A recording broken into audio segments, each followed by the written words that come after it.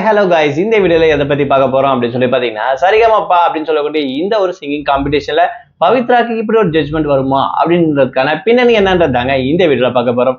நம்ம சேனலை first time பார்க்குற பர்சனா நீங்க இருந்தீங்கன்னா மறக்காம நம்ம சேனலை சப்ஸ்கிரைப் பண்ணிக்கோங்க. அப்பதான் அடுத்தடுத்து போடுற வீடியோக்கான நோட்டிபிகேஷன்ஸ் அண்ட் பாப்அப்ஸ் வந்து உங்களுக்கு கண்டினியூஸா கிடைச்சிட்டே இருக்கும். அது மட்டும் இல்லாம இந்த வீடியோ பத்தி உங்களுக்கான கருத்துக்கள் ஏதாச்சும் இருந்துச்சுன்னா தாராளமா நீங்க கமெண்ட் பாக்ஸ்லயும் மென்ஷன் பண்ணுங்க. ஸோ ரீசெண்டா ஜி தமிழ்ல நடந்துட்டு இருக்கக்கூடிய one of the top TRP லிஸ்ட்ல இருக்கக்கூடிய ஒரு ஷோ அப்படின்னு சொல்லணும் பாத்தீங்கன்னா சரிகமப்பா அப்படின்னு சொல்லலாம். சீசன் 5 இது சீனியர்ஸ்க்கான லெவல் அப்படின்னு சொல்லிட்டு. ஸோ இதுல பாடிட்டு இருக்கக்கூடிய பார்ட்டிசிபேண்ட் சிங்கர்ஸ் எல்லாருமே வந்து பாத்தீங்கன்னா வேற லெவலில் பாடிட்டு இருக்காங்க அப்படின்னு சொல்லலாம். அதுலயும் குறிப்பா வந்து பாத்தீங்கன்னா இதுல அதிக ஓட்டுகள் அப்படின்ற வகையில எடுத்தோம்னா சபேஷன் சொல்லக்கூடிய இவருக்கு வந்து அதிகமாவே வந்து பாத்தீங்கன்னா அதாவது பாட்டு சூப்பரா பாடுறாரு அப்படின்ற விஷயத்தும், அது மட்டும் இல்லாம இவருடைய கண்ட்ரியை வச்சு வந்து பாத்தீங்கன்னா ஒரு சில பேச்சுகள் பரவலா பேசப்பட்டு இருக்கு.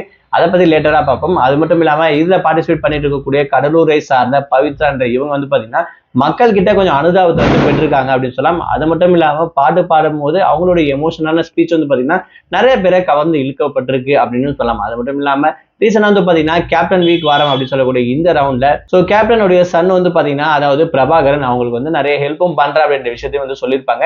சோ இது எல்லாமே ஒரு சிம்பதியை கிரியேட் பண்ணிருக்கு. அது மட்டும் இல்லாம இவங்களுக்கு ஒரு அனுபவமும் கிடைச்சிருக்கு மக்கள் மதியில அப்படின்னு சொல்லலாம். சோ இந்த வகையில வந்து பாத்தீங்கன்னா ரீசனா இவங்களுடைய பர்ஃபார்மன்ஸ் எந்த அளவுக்கு இருக்கு அப்படின்றதுக்கான ஒரு சேலஞ்சிங்கான ஒரு ரவுண்ட் அப்படின்னு சொல்லலாம் இந்த வாரம்.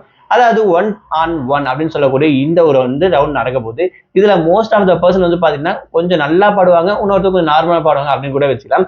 இது எதுக்கு அப்படின்னு சொல்லி பாத்தீங்கன்னா முழுக்க முழுக்க ஃபில்ட்ரேஷன் ப்ராசஸ்க்கு வந்துருச்சு அப்படின்னு சொல்லலாம். ஏன்னா அப்பதான் இருக்கக்கூடிய ஃபைனலிஸ்ட்க்கு வந்து பாத்தீங்கன்னா கிளியரா வந்து தேர்ந்தெடுக்க முடியும்.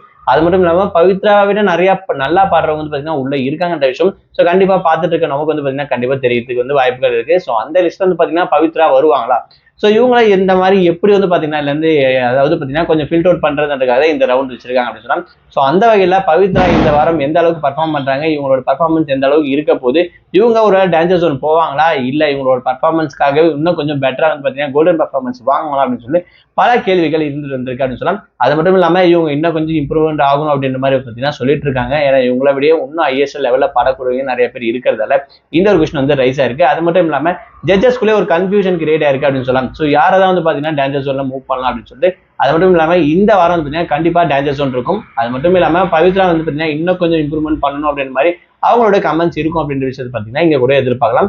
இவங்க இந்த வாரம் நாமினேட்டோ இல்ல எலிமினேட்டோ ஆக போறது இல்லைன்ற விஷயம் கண்டிப்பா தெரியும். பட் பவித்ரா ஸ்டாண்ட் பண்ணி நிக்கணும், அவங்க ஜெயிக்கணும், இல்ல டாப் 5 லிஸ்ட்ல போகணும் அப்படின்னு சொல்லி பாத்தீங்கன்னா இன்னும் கொஞ்சம் இம்ப்ரூவ் பண்ண வேண்டியது இருக்கு அப்படின்ற விஷயத்தை தான் நான் இந்த வீடியோல சொல்ல வரேன். சோ இதே மாதிரி உங்களுக்கு எத்தனை பேருக்கு தோணுது, நீங்க என்ன நினைக்கிறீங்க என்ற விஷயத்த மறக்காம கமெண்ட் பாக்ஸ்ல மென்ஷன் பண்ணுங்க.